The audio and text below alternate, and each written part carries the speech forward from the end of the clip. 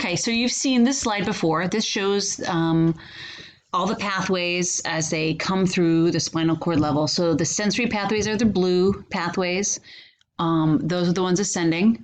So we're going to be looking at the dorsal column and the spinocerebellar tracts and the spinal thalamic tract.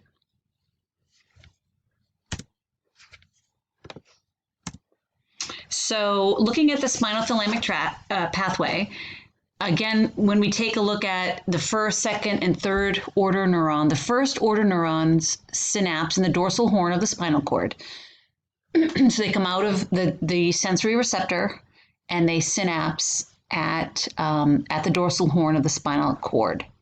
And you can see, according to the picture, how they cross immediately at that spinal cord level. The second order neurons, they synapse at the spinal cord level, and the second order neurons cross the spinal cord and ascend and climb toward to the thalamus. And then the third order neuron projects from the thalamus to that primary somatosensory area.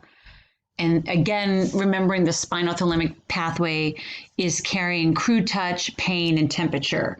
The only thing that's not shown in this picture on the right is that the crude touch conveys, crude touch again is not fine touch or sometimes called light touch. It's not that, it's crude touch. It's transmitted by the C fibers that are those unmyelinated slow fibers, and instead it projects to the insula and not the thalamus. So it's slightly different. That's not visible here. So the next pathway we're going to take a look at again is the dorsal or the posterior column pathway. Its first order sensory neurons enter the spinal cord in the dorsal horn and ascend to the medulla ipsilaterally, so they stay on that same side of the body until they hit the medulla, and they cross at the medulla level. That second order sensory neuron crosses over. So the first sensory neuron is the red one in this picture. It synapses in the medulla. The second order sensory neuron crosses over and then ascends to the thalamus. And then the third order neuron projects from the thalamus to the somatosensory cortex and its secondary areas. And again, the posterior column or the dorsal column is carrying information regarding light touch, pressure, vibration, and conscious perception, conscious proprioception. And these are carried on those large, fast, myelinated fibers.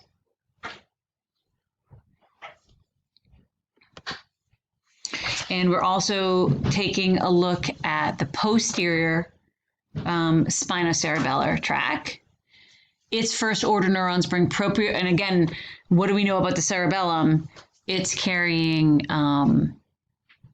unconscious proprioception, unconscious proprioceptive information. So the first order neurons are bringing proprioceptive information from the legs and lower half of the body into the spinal cord, synapsing in the dorsal horn. And then the second order neurons stay ipsilateral and bring information to the cerebellum. The anterior spinocerebellum is transmitting information from the interneurons in the thoracolumbar spinal cord. They have these tract cell bodies that are in the lateral and ventral horns. Their axons cross in the spinal cord and ascend to the midbrain and enter the cerebellum via the superior cerebellar peduncle. Some of those fibers actually recross the midline before entering the cerebellum, allowing both sides of the cerebellum to get information from both sides of the body. So these tracts are giving the cerebellum, apprise the cerebellum of descending commands delivered to the neurons. So again, we have the posterior cerebellar tract, which is one of those high fidelity pathways that we looked at in the past. And the anterior spinocerebellar tract is part of that internal feedback. So there's a ton of information coming in and out of the cerebellum. And again, the cerebellum is weighing in on, adjusting the way the body is moving. This information, again, does not reach our awareness. We're not aware of this information. The cerebellum doesn't have conscious perception of proprioception. This is happening kind of below the radar, but really critical. And you've seen this before, the sensory homunculus. So it shows, it's kind of a representation of the importance, and the areas of higher receptor density are bigger on this sensory homunculus, similar to the motor homunculus. The areas that have more motor input are bigger. So again, we see that the lips and the tongue and the hands and the face are really sensitive. They have more of the sensory cortex is devoted to those particular body regions. And that shows you how sensitive those areas are. You've got something on your lip or your tongue, you know it. You know exactly where it is. It's different than on other, the areas of the brain, like the other areas of the body, like the back in this picture, or the thigh. They're just less sensitive. They're not involved in those fine motor, those in this case, the fine sensory feedback, because there's less sensory neurons devoted to that region. Again, they have those smaller receptive fields, and which means there's more of them in the area, and they have a higher number of total receptive fields. And again, another picture, you've seen this before, of the somatosensory cortex. So this is where all that information is, as that all the somatosensory information is headed up to the cerebral cortex. This is where it's headed. And then from those primary somatosensory, excuse me. Let me go back.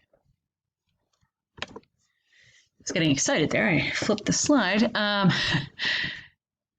So the somatosensory cortex is taking proprioceptive information and helping determine the initial position needed for a movement to occur. It's also providing information about error detection. So as you move, have you made a mistake? Have you not hit your target motion? Have you not scored the goal? Did the ball not end up where you wanted it to be? And kind of identifying the movement outcomes, which helps to shape motor learning. So this is the area, you have all this sensory information, particularly as you're learning a skill, whether you're a typically developing child or an adult who's learning a new skill.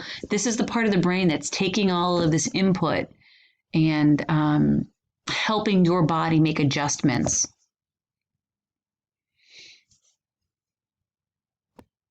So as medical professionals, we make judgments on a patient's level of arousal, right? That's going to speak to how effective we can be as therapists.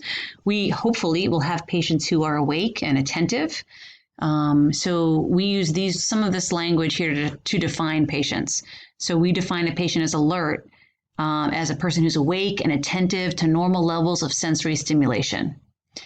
We describe someone as lethargic when they're drowsy, when there's decreased focus.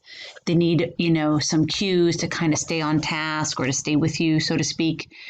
The word obtunded is a word that's used to describe someone who's really difficult to arouse. And when they are awake, they're confused. They need repeated stimuli just to stay awake. We use the word stupor when a patient responds to strong, noxious stimuli only, like a deep sternal rub or pinching of the nail beds, kind of noxious things. That's the only thing that will get them to respond, and then they immediately return to unconsciousness. We use the word coma to describe someone who cannot be aroused by any level of stimulation. When we talk about orientation, we talk about a patient may be awake and alert, but they may not be oriented. They may not be able to identify who they are. We talk about orientation to person and place and time, who they are, where they are, and what's going on. So we kind of record whatever deficit area it is in parentheses. So we may say alert and oriented by 2, and then we write if they're missing time. They know who they are. They know they're in a hospital, but they don't know what time it is. or that it's, month and day kind of thing, we put time in parentheses. It just means they're alert and oriented to person and place, but not time. So those are some of the things that you'll see in the medical chart.